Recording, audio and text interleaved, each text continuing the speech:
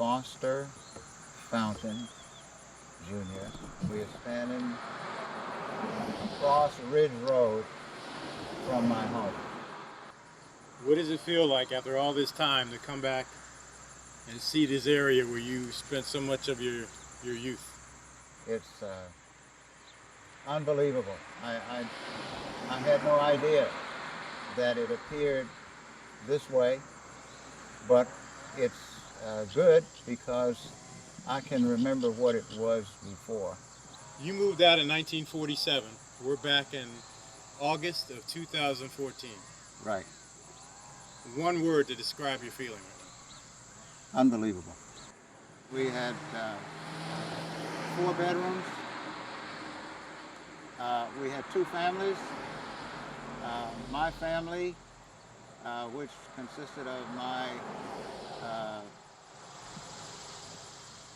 2 brothers and a sister, my mother and father, and also one of my first cousins, consisting of a mother and father and 3 children. It was obviously cozy with the number of people that were there, and it was just a close-knit family situation. now. Opening the front door, walking into your house. What did that person feel? Oh, I think they felt at home How so? because we wanted them to feel at home, and we made them feel at home. Big Mama, where'd her name come from? She was sweet as she could be.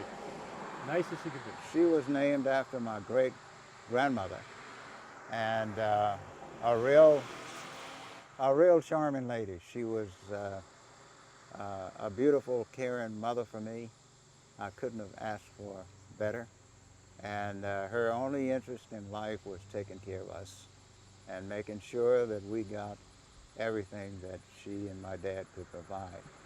When it came time for me to go from elementary to high school, they told me that I would not go to the local high school, that I would go into the city of Richmond and live with her mother, my grandmother, and go to high school there, which really set me on my path to life, because I had access there to different levels of academics and other, including social, which was almost non-existent in this neighborhood because of the rural nature of it.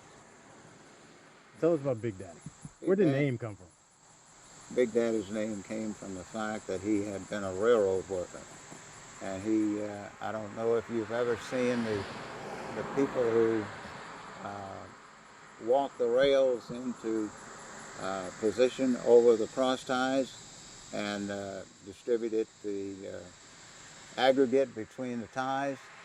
That's what he did in his early life, and that's why he had such a muscular frame.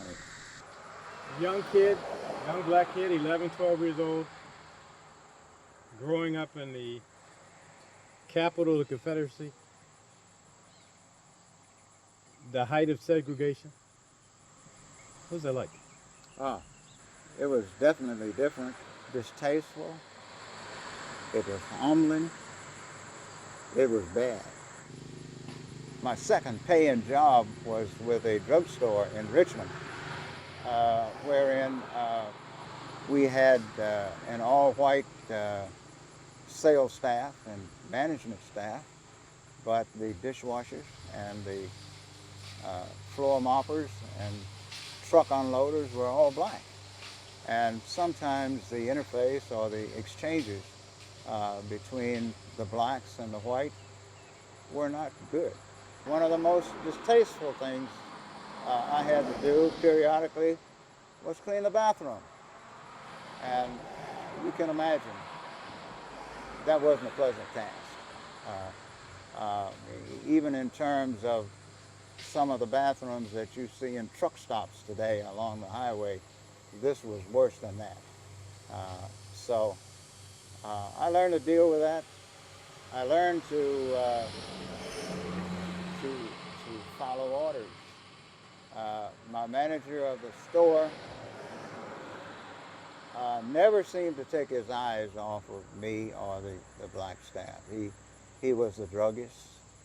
He worked behind a typical drugstore counter with a window which peered out over the store area.